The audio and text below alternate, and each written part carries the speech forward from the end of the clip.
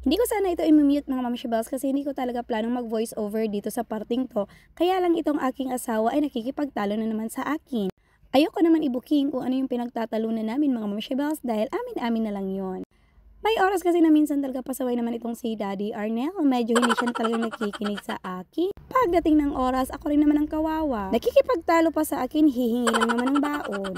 Plinano ko nga palang magpalit ngayon ng mga punda, pati na rin ng aming sapin, pati na rin ng aming kumot. Nakailang palit na nga ako mga mamshibels, pero yung mga pinagpalitan ko ay hindi ko pa nalalabhan. Buti na lang at medyo madami-dami yung nabili natin online na mga beddings, kaya marami din tayong pamalit. Wala pa nga tayong time sa paglalaba mga mamshibels, kaya medyo madami-dami na rin itong ating mga lalabhan. At sana naman dumating na yung oras na magkakaroon tayo ng time. Sana ulang gas.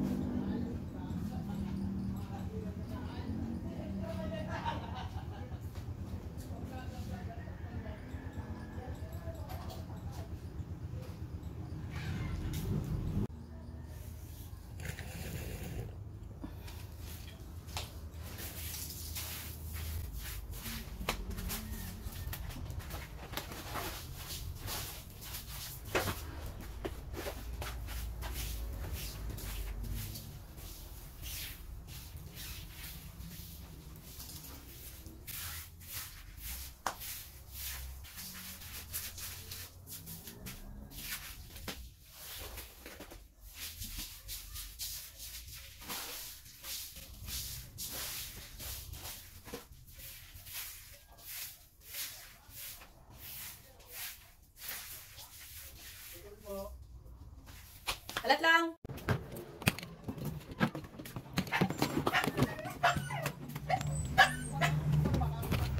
Kuya, kulang pa ako dyan. May kulang akong duwa. Ay, tulo. Tapos ini. At yan naman 25 ko. Ayan.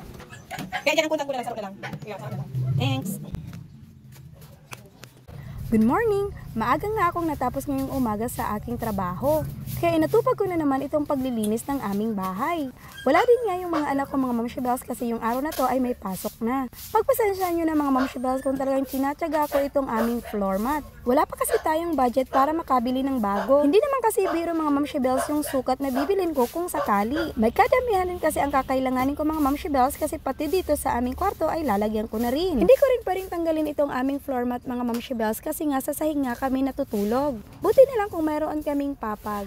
Kaya kahit anong pagkasira nitong aming floor mat mga mamshibels ay hindi ko talaga inaalis. Tiyak pag inalis ko kasi itong aming floor mat ay magiging maalikabok na sa loob ng bahay namin. Kaya kahit anong sira pa nito ay talagang kinatsaga akong walisin. May oras nga mga mamshibels na pag nagwawalis ako ay talagang sumisiksik na yung mga alikabok sa ilalim mismo ng floor mat.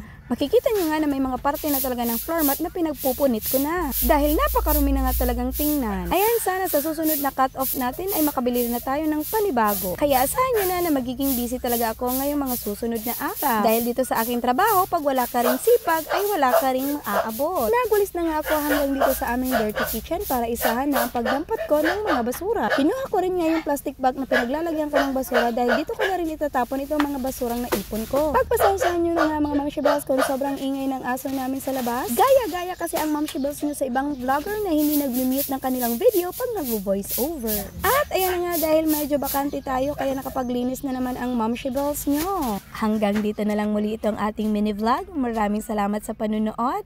Yun lang.